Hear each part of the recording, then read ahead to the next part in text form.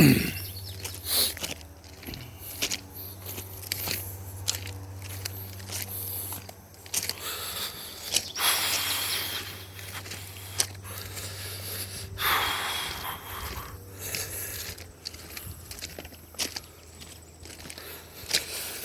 you all doing tonight?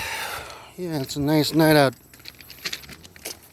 Kind of had some different weather recently. It was raining yesterday. Now it's pretty nice today, but it's cloudy and kind of muggy, but it's all good. Nice night for a walk. Anyway, here's the thing, and a cigar, as you probably wondered, if you were wondering, in case. Now in this video, I'm just going to do a kind of a, make it kind of quick. I'm going to basically cover how I think racism, the term racism, which we hear a lot these days, is a entirely made up concept.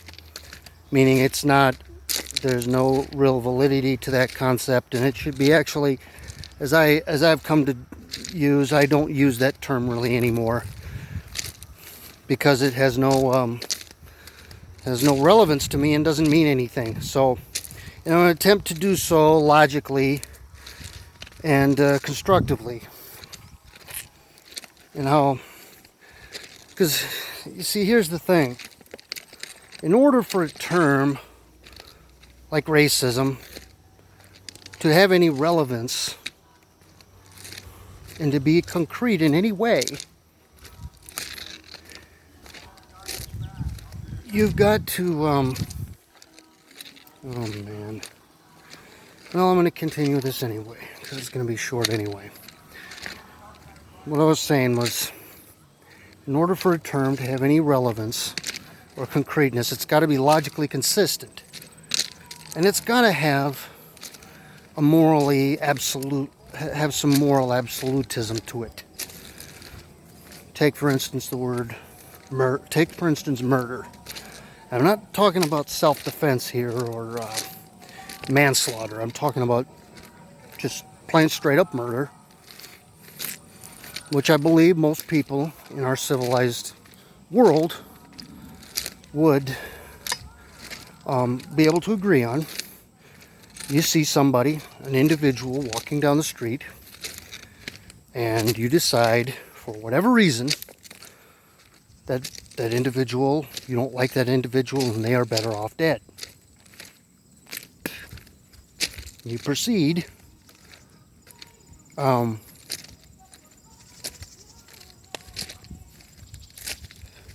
attack and kill that person. Most people that you know would say, yeah, that's murder. That's straight up murder. And it's wrong. Okay? So therefore we can agree on that.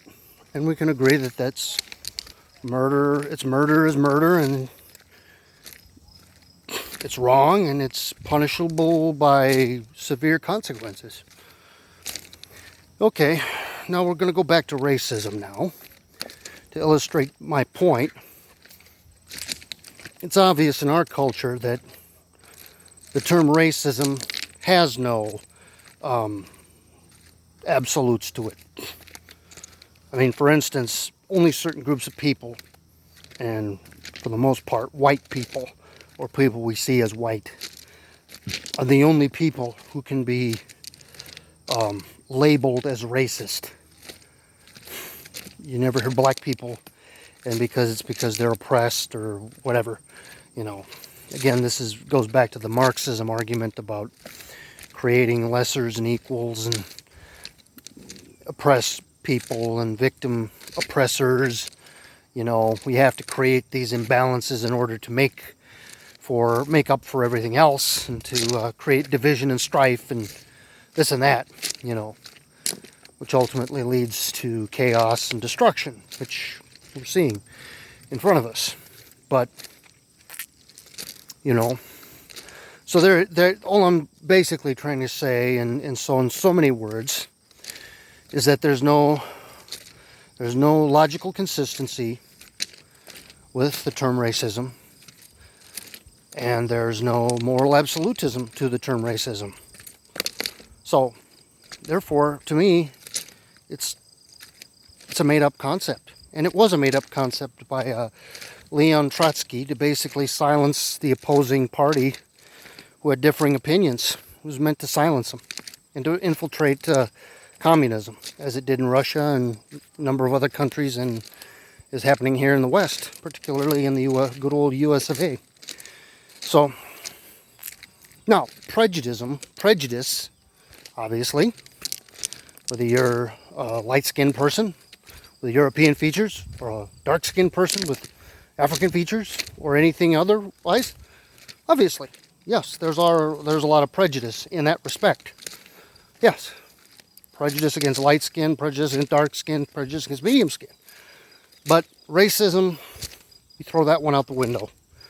I don't use the term for the reasons I've just said. And that's it, because at the end of the day,